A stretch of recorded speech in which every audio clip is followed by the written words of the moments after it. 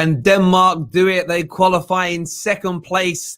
What seemingly felt against all odds a few short days ago. Of course, a traumatic and heartbreaking tournament at times for Denmark, with all the situation surrounding Christian Eriksen, and to win it in such dramatic and brilliant style as they did is amazing. Belgium picking up a 2-0 win as well. Another goal for Romelu Lukaku. That's goal, I think, 42, maybe 43 for the season for club and country. Absolutely sensational. They make it through the group in first and second position, respectively. Of course, we're going to take your calls a little bit later on in the show. A bit of a review of this group, how we think Belgium are going to sort of maneuver through this tournament. I think they look such a dangerous side myself. I really do. And Denmark. Could we see a repeat of 1992 against all odds? Denmark going the whole way. I doubt that with the quality of opposition left in it, but we can only dream as football fans for an underdog story. A massive congratulations to them. And I mean this with respect to Finland and to Russia. After what happened with Christian Eriksen, I think most people around the world adopted Denmark as a sort of second nation, or first nation in some cases, at this tournament. So a massive well done to them. And Christian Eriksen, take a bow. What an amazing goal. Also going to be giving you an update very soon in relation to keeping it with Belgium, with Lokonga to Arsenal. We are being joined by Belgium and football expert and journalist. I want to make sure I say his surname right. I'll tell by backstage. His first name is Sven. I want to say, is it Klaas? Or yeah, something like that. I wanted to say it right. I looked at it, and being dyslexic, I thought I'm really going to struggle with this. There's going to be an accent and all sorts. So we're going to jump into that straight away now. Sven, thank you for joining us on the Football Terrace. How are you?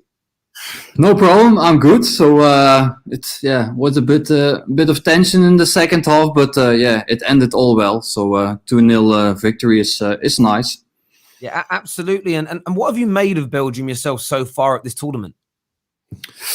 Yeah, to be honest, it's a bit of a playing time. With all due respect for the opponents, we have a higher aim this tournament, and if you see it, we win Russia 3-0. Denmark, we struggled a bit in the first half, but then today we were the better team, and we will see for the next rounds, of course. But expectations are high at the Belgium. We're since 2-3 years number one in the world, so we're. In my opinion, we're also one of the favorites together with France. Yeah, I put you up there. A lot of people kind of wrote you off, maybe sort of downplayed your chances at this tournament. A lot of that was based on maybe your defense not being as strong as it was 3, 4, 5 years ago. In terms of, you say the mood in Belgium, is it, as a nation, do you feel you should be winning this? Is this something, that's the expectation, sort of win or a final? What would people be happy with? I think the Belgian audience will be, when it's at least semi-final. To be honest, we expect at least semi-final, but you never know who you will draw the next round, of course. It's still not sure.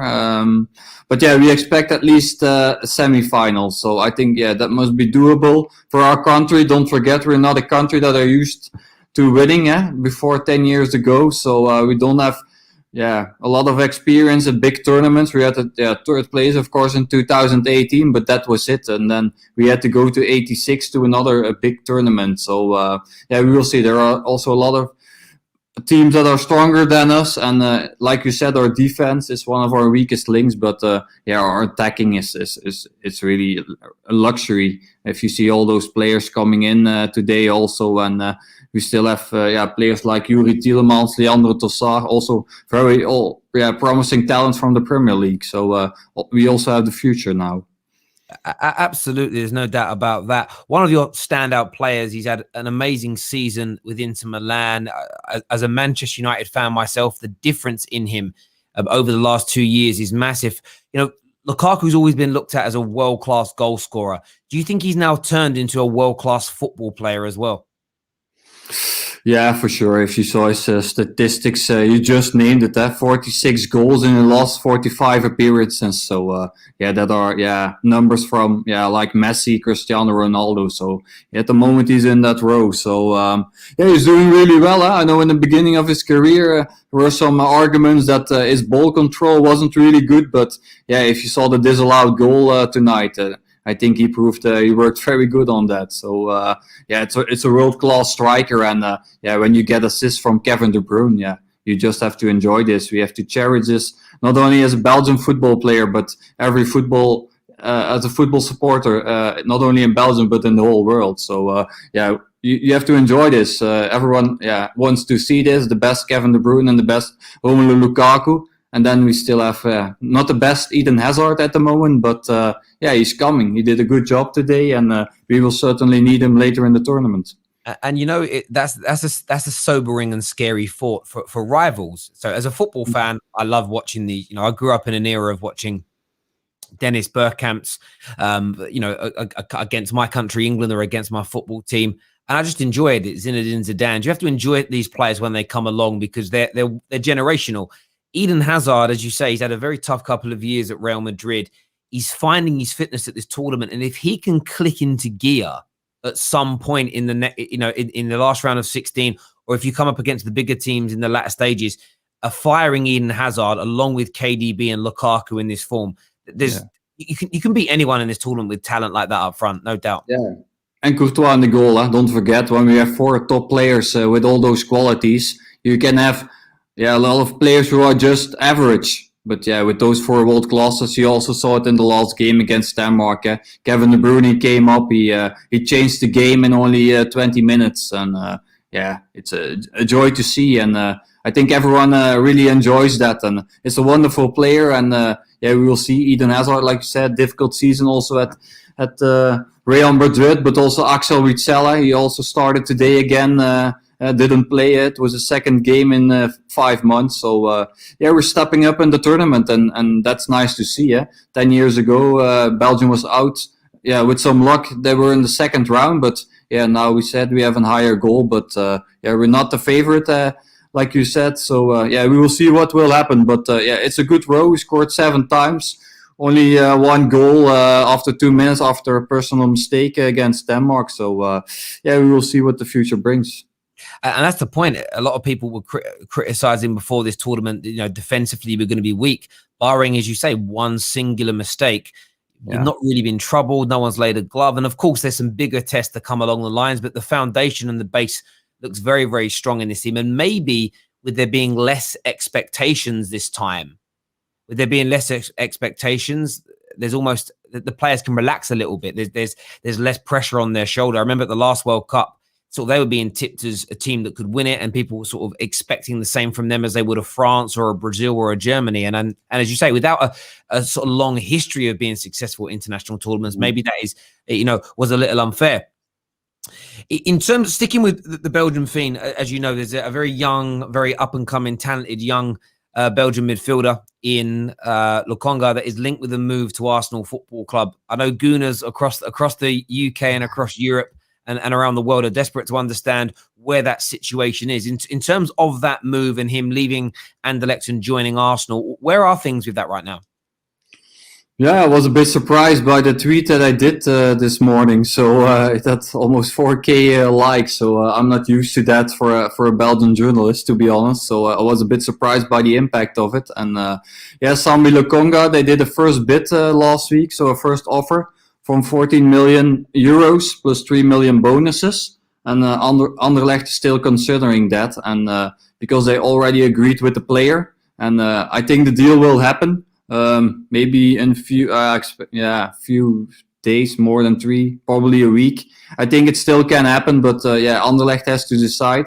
They want a bit more than the 14 million starting bid, so the bonuses are okay, but I think they want 15 million. But the first bid was 14 plus 3. It was already known in the English media. It was plus 15, but now I brought this morning the exact figures, and that's why the impact of the tweet was probably so big. So I didn't expect that. So we will see. It will probably be an Arsenal player. So also the player, he really wants to play there, and he also had some contact already with Arsenal, with the coach. So I think it will happen. And the player wants to leave the club, and also Anderlecht needs the money.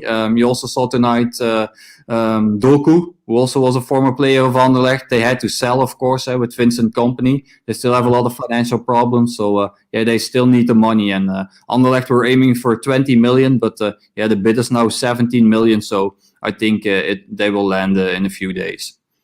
Yeah, and as you say, so the starting amounts, so the guaranteed amounts at 14, and they want that to be nearer 15. So it's about a £1 million space to negotiate. I'm sure Arsenal fans will just want this deal done, and I suppose Arsenal don't want to risk anybody else getting involved. Is there any sign of any other teams showing an interest at this moment in time, or does it very much look like Arsenal are the front runners? Yeah, at this moment, it's they're really focused on just Arsenal. So he only has a personal agreement with that. So the players really focused on that. So like I said, I think it will happen. So they're not talking about other clubs at the moment. So I think it will happen soon. And it's, like I said, it's a very promising player. Right? It's the captain of Anderlecht. So a very talented team during the years with Vincent Kompany, Romelu Lukaku, all the big starlets from the Belgian team, from the Premier League came from there. Besides Kevin De Bruyne came from Genk, but it's really a club with a lot of talent, and he is now one of them. He's one of the next promising talents, and he was also on the reserve list for the Belgian squad on the Euros. So it's a very promising young guy. Absolutely. I spoke with Christophe Tarrer last week, and he said that if Alex Witsel hadn't made it, it was going to be Lokonga that came instead of Alex Witsel, which I think at his young age, and when you think a lot of the Belgian players are playing in much tougher leagues with respect to the Belgian league compared to, say, Germany, England, or Spain, to be that close to the squad at his age, I think is absolutely tremendous. In terms of what a few Arsenal fans that we put out the questions before we went live, a few Arsenal fans want to know whether you think he can go straight into the Arsenal team, or is he more of a player to develop over the next 2 or 3 years? How quickly do you think he can make an impact? I don't think he will be in the squad like in the past. Wilfred Ndidi from Leicester, he took over from Genk and was immediately in the starting 11 at Leicester, but I don't expect that will happen for this player. So he also needs some time to develop to the Premier League, to the new playing style of the new coach. So I think that will I think expect him for next season. Then he's only 22 years old, so still a lot can happen, but he's very promising, and he's the captain, so he's also a leader in the dressing room. So, we will see. But I don't expect him to have an impact. So that was also the case with Leandro Trossard at Brighton. You have to bring them, you have to give them some time, and then they start to develop. So they need some time. Absolutely. And I know we spoke behind the scenes. A lot of people are asking for updates on Tielemans and Lukaku. And I think I will let everyone know, we spoke about this nothing's changed with those deals until after the Euros. They're going to stand still. There isn't any updates. The players are focused purely on the international tournament. So my word to viewers is don't expect there to be any movement on Lukaku or Yuri Tielemans for the next 2 to 3 weeks at least. No. Yeah, and I expect Romelu Lukaku just to stay at Inter, to be honest. So he also had talks with the new coach, so probably he will stay. So he also said that a few weeks ago already, so I don't think there will happen anything. So he's very pleased in the city of Milan, so he became champion. He's very popular there, and he's just one of the best strikers in the world at the moment. So and like I said, Tielemans, amazing player, but he will decide after the Euros. His focus was fully now on this tournament, and also very promising young guy, and I expect he can step up. Also, also Liverpool was interested, but he's just now one of the list. They're not talking at the moment, so I think everything will happen during their holidays after the Euros, and hopefully for the Belgian audience, they will go on holiday in August. Yeah, well, I hope for you as well. Listen, thank you very much for joining us, Sven. It'd be great to get you on again at some point in the future. Congratulations on winning 3 from 3 and making it into the next round of the tournament. And we'll catch up soon, Sven. Thank you very much. Have a nice evening. Bye-bye. You too. Take care. Bye-bye. Thank you. I just realized the name under my head was your name. I didn't update it earlier because they are templates. There we go. Listen, there's your update. The deal, the breakdown as you see it, 14 plus 3 has been the offer. Anderlecht want £1 million more up front to take the overall deal to 18 million pounds, 15 up front, 3 million in add-ons.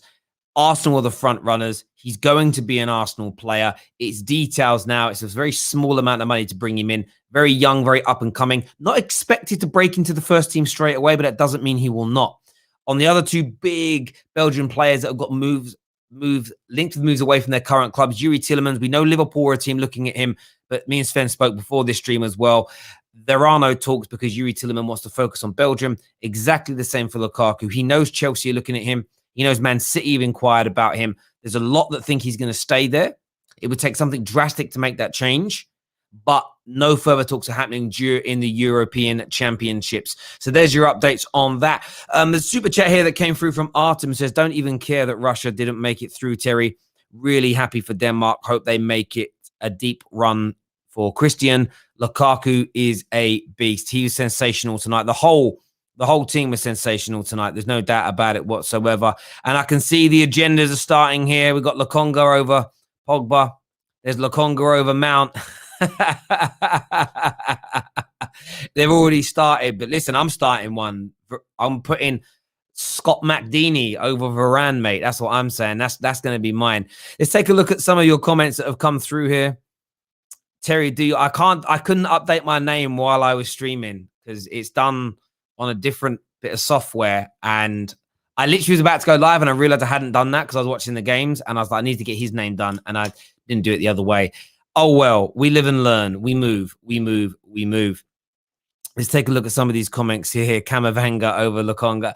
I love how it's already starting already. Axel.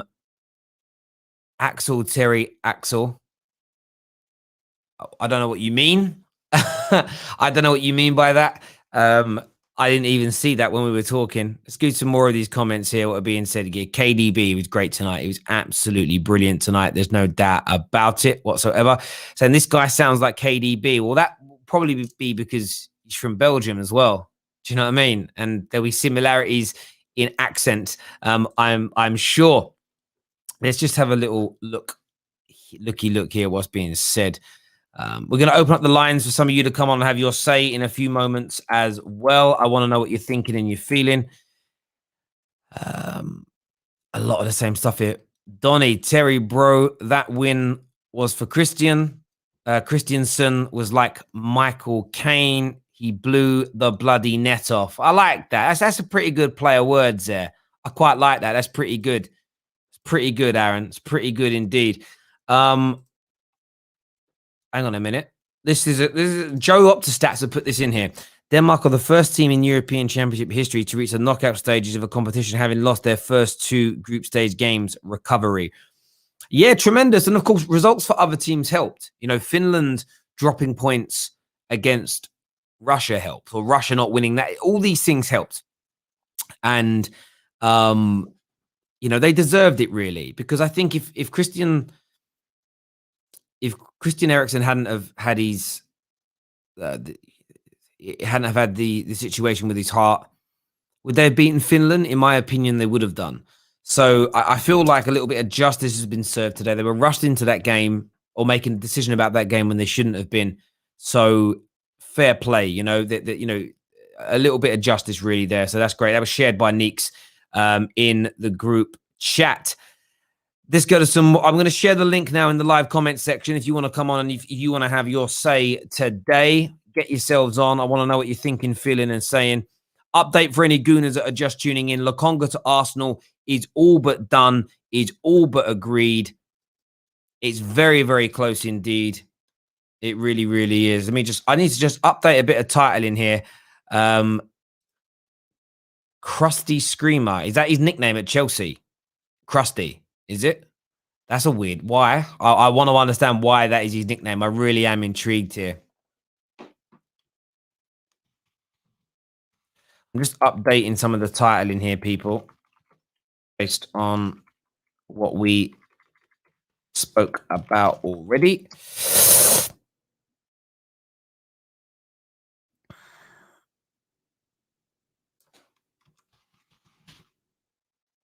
Sorry, everyone. Bear with me a second. There we go.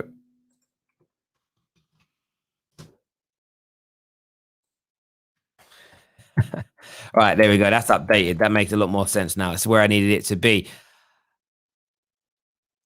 It's your saying, Jem. That's what. Okay, it makes a little bit of sense now. Sorry why I updated. I'm going to share the link in the WhatsApp group, boys. If any of you want to come on and have your say, it'd be good to hear from you. I've not heard from Miguel in a few days as well. Is he all right? I haven't even seen him tweet. And my timeline is mad. So if you want to come on and have your say, please feel free to. Let's go through some more of your comments here. Havertz is the best number 7 at the Euros. Fair enough. Some of these comments, do you know what I love about out of context comments is some people write stuff and I just think to myself, why? Braithwaite is a goat. Listen, Braithwaite's story is so interesting. Like, to go from where he was to being at Barcelona, it's just a madness, really. Absolute madness. Chelsea, best in London. Fair enough. All right, let's get back to chatting about these games. Danish, Titus Bramble, more like, come on, guys. Fair enough. Fair enough. All right, Terry, do you think Leicester will sell both Tielemans and Maddison? I don't think they're going to want to. It's going to depend about the size of the offers that come in, but that could happen. We've got a big Arsenal update tomorrow morning coming for you on the Done Deal show with Dean Jones. We're going to talk about Maddison. We'll talk about Maddison. We will. But there are 2 other massive names, huge Premier League superstars linked with moves to Arsenal Football Club that we'll be delving into tomorrow morning live at 9:30 a.m. So make sure you're all tuning into that and you check that out. Plus, delving more into the Harry Kane situation. Remember, it was Dean Jones a week ago now, that revealed that Man City would be putting this opening offer in, this lowball offer in, as an example to test the waters. So as much as it's broken today that it's happened, remember, it's the Done Deal show that brings you a lot of this news ahead of time. So make sure you're tuning into that tomorrow morning at 9:30. Lukaku for the Golden Boot. I think that's a fair one, you know. He legitimately could win that Golden Boot. Very, very talented player. How many goals? Is he on 3 goals now already? Is that 3 goals for him? I haven't actually gone and had a little look or a check as of yet. I'm going to get this up in front of me now. So let me go to stats. And do you know what's mad about it? Do you know what's crazy? There's 51 games at this tournament. 30 have been played already. It's like I'm already starting to get that sadness feeling in me. Most goals scored at this tournament so far: the Netherlands on 8, Italy 7, Belgium 7. You're starting to see who the real serious teams are out there in relation to that. Possession stats, usual suspects. But let's find individual stats. Let's look at player stats here. So let's look here at goals. Lukaku on 3, Wijnaldum on 3, Ronaldo 3, Schick on 3, Immobile 2, Depay 2. Yeah, you start moving down the rankings there. Let's look here. Let's see if you guys can guess some of these. Let's see if we can do a bit of guessing here. Let's do some guessing games here, right? So, yeah, England scored 1 goal. Mad, isn't it? So, playing distribution-wise, let's have a look here at... Let's go to attacking. Oh, no. There's no chances. Who's got the most assists, do you reckon? It's crazy. Do you know who's got 3 assists at this tournament? Højbjerg. Memphis Depay and KDB with 2 each in this as well. They're going to kick on and move in there. Kimmich with 2. Berardi with 2. Malin with 2, of course. Ex-Arsenal player there. Let's go to some team stats. I want to go to some team stats here. They got all sorts of stuff here. I want to see what they're saying. Bear with me. When goals were scored. Total attempts. Denmark have actually had the most attempts at this tournament as well in 61. Let's see how far down the list England are. So Denmark had the most attempts on goal, 61, 22 on target, 19 off target, hit the crossbar once, 20 blocked, right? They've obviously played 3 games, so some clubs haven't yet. Let's scroll down. Look at that. This is how bad it is for England. Wales, yes, they've played 3 games, 28 shots. We're still scrolling for England, bruv. 17 attempts. 17 attempts. But I mean, we can't contextualize that a little bit. Portugal have only had 19 attempts and they've scored all them goals. France have only had 20 so far as well, but they've played harder teams. England have had 17 attempts only. And do you want to hear the most embarrassing factor for England? Only 3 on target so far at this tournament. That's an absolute madness. It really, really is. Just 3 on target. Really not good enough at all. Really not good enough at all. They need to improve massively. Have to improve massively in relation to that. Let's do a couple of quick calls here today. We're going to get man like Donny James on. What you saying, buddy? Terry. By the way, there's also someone else that's got 3 assists. It's Zuba from Switzerland as well. He has. Yeah. So that's another one. I had the Belgium game on one screen, but I was focusing on the Denmark game. What a result for Denmark. What a game. Russia in the second half completely collapsed. Denmark had just some wonderful, wonderful attacking play. They had more thrive about them. They had this sort of determination about them. 2 players for me that stood out across 90 minutes for Denmark were Melee, the wing back, and especially the 20-year-old Mikkel Damsgaard. That guy's work rate was immaculate today.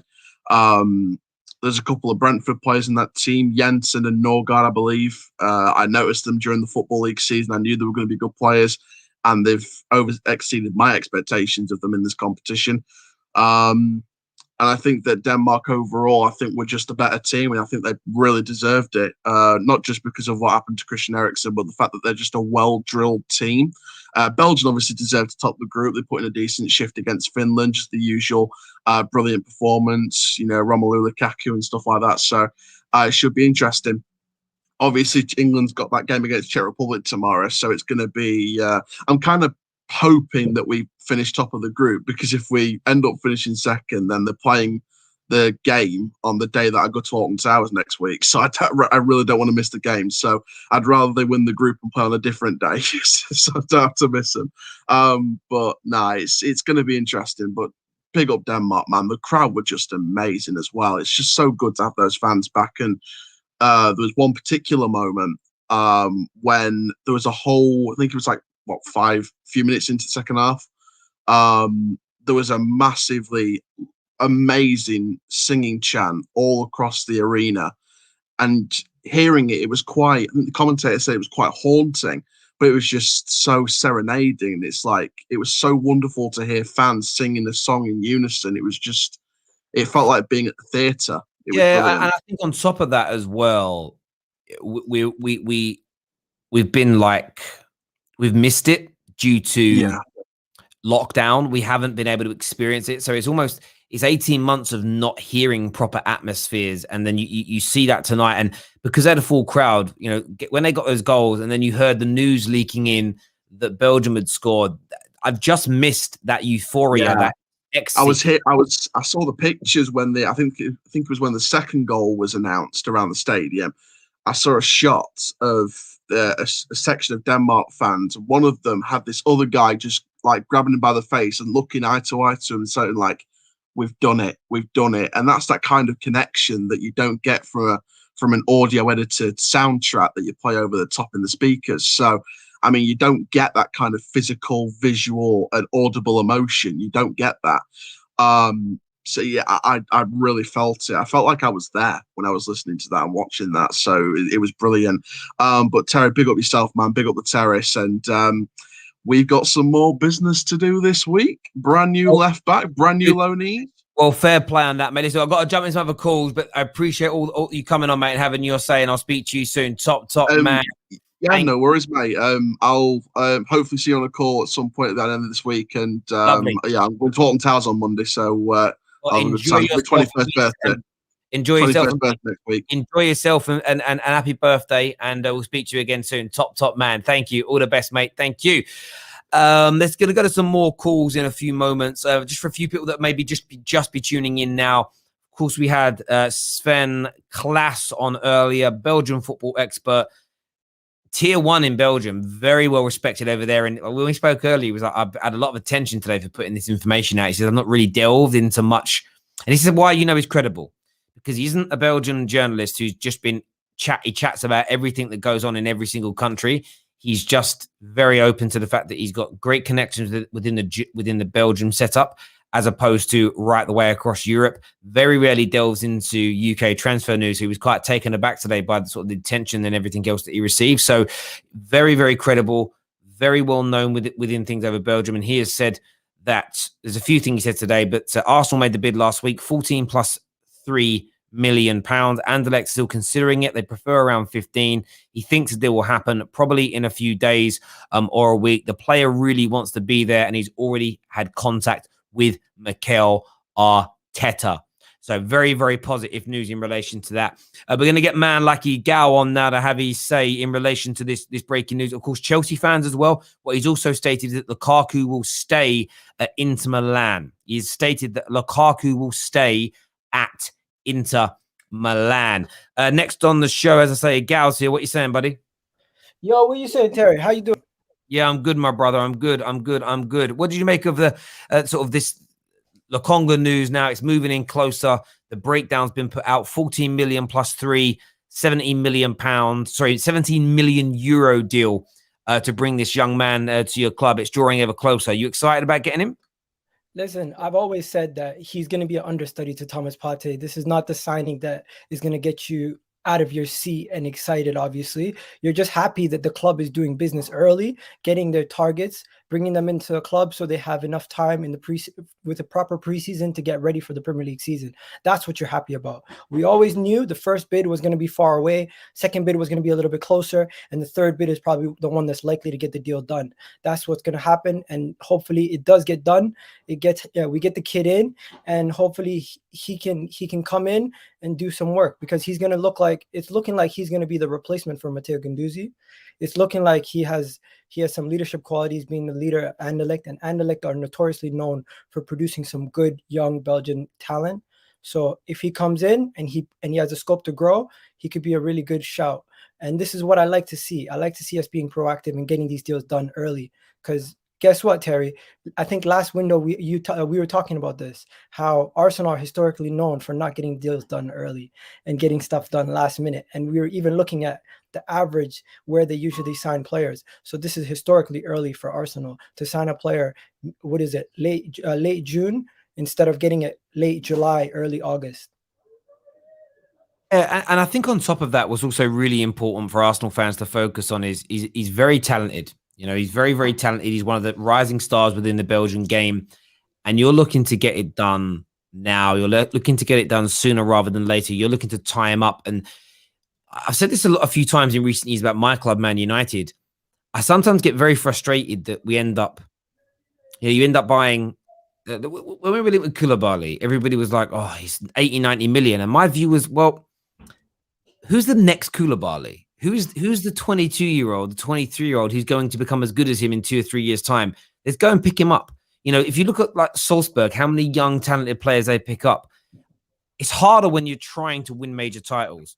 But with where Arsenal find them, but with where Man United have fallen to, and even more so Arsenal, you could shop in that early Patson Daka range now and sign them before they're superstars. I get the signing of Jack Grealish everybody wants it, but what you should have done is sign Jack Grealish 5 years ago. Maybe you're doing that here with a different player in a different role, different skill set, but you're doing that with Lokonga. You're signing. He's not starting though. We're signing a squad player. You're not so well. I disagree with that phrase. If you listen to what every Belgium expert has said about him, they have said that is he likely to go straight into your team and be this leading light in the Prem? No, you're signing a star for the future. I think calling him a squad player he's not filler. He'll fill in, but he is a star for the future, and that's my point. I think Arsenal are better off instead of going for Jack Grealish. Who's the next Jack Grealish? Instead of going for the best centre back in the world, who's going to be a star centre back in the next 3 or 4 years' time? You're better off fishing in that market instead of going toe-to-toe with Champions League teams for the best players now. I think you can get more bang for your buck, and then you can build a team over a couple of years. All you've then got to do is grow with it, and then you'll hold on to those players because you're Arsenal Football Club. And I think this deal for Lokonga is quality, man. He's an understudy. He's 20. What is he, 21 right now? 22. Okay, there you go. He's the captain of the Anderlecht team. I personally feel like he's the understudy to Thomas Partey. He could play next to him when Bissouma's not fit or whoever we get in that position. We're still getting someone in to replace Granit Xhaka because we're not selling Granit Xhaka, Guendouzi, Torreira, and not bringing in at least 2 midfielders, in my opinion, to replace that position. And then we're still going to look for an attacking midfielder. I feel like it's going to be a busy summer. I'm happy that they're getting stuff done early. I'm not getting excited. And anyone who's thinking, you know what, Arsenal fans are going to put too much pressure on this young 21-year-old. No, we're not. We're just going to be happy that we're getting a young up-and-coming player. And this could be a diamond in the rough that we found. He could be a gem, or he could just be another regular footballer, which is nothing's wrong with that. He could just be one of those guys who gets you 7 out of 10s every game, or he could be a guy who takes time to grow. Yeah, he could. I think he's gonna do. I think he's gonna do bits. If I'm being honest, I think he's gonna do bits. I think he'll do bits for you.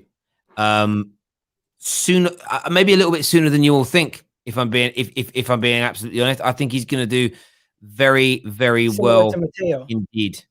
Very similar to Matteo, in my opinion. If you remember when Matteo came in, we didn't expect much from him. We thought he was going to go to the academy. But the thing about this kid, Lokonga, we expect him to go straight into our rotation, be like 3rd in the pecking order or 4th in the pecking order. That just shows you how far our midfield is in comparison to competing teams. How a 21-year-old can just basically almost walk into our midfield. It's a damning situation. What are you looking at? No, I'm listening. Oh, okay. I've got reading. No, I thought you were reading an article or something. I've got all my screens up on here. Now, listen, I hear a lot of what you're saying. I'm actually I'm surprised you're not more excited about Lokonga. Why would I be over the moon excited about a 21-year-old? I'm excited about the fact that we're getting stuff done early. We're being proactive. That's what I'm excited about. The individual himself does not excite me. What excites me is when we get Bissouma over the line. What excites me is when we get an attacking midfielder that we really need. What will excite me is when we get a replacement for Hector Bellerin that is actually culpable to defend and attack. This is just the first key to the puzzle. I'm not going to get excited over the first key to a puzzle. You don't get excited when you set up the corner of a puzzle, Terry. You get excited when you're putting the last piece. So as I'm getting closer and closer to that last piece, then I'll get excited. I do get your point, but you're signing one of the best up-and-coming starlets, tipped to be one of the future stars of the Belgium national side. And just because he wasn't well known and before this, he wasn't, Canavenga's a name that everyone's been talking about as the new Paul Pogba. I think you're getting a really talented player. Everything I've read, everything I've seen, honestly, I'm not saying you should be jumping from the rooftops going, oh my God, look who we've just signed. But I think you're getting an absolute star in there, mate. I really, really do. I really, really do. And I think we're going to get a couple more. That's why I'm not getting excited yet. Okay, I hear you on that. I do hear you on that. Listen, everyone who has tuned in to us this evening, massive thank you to each and every single one of you. We're back tomorrow morning at 9:30 with the Done Deal Show, live with Dean Jones. So make sure you're tuning in. Until next time, take care of yourselves. Goodbye. God bless, and we'll see you all again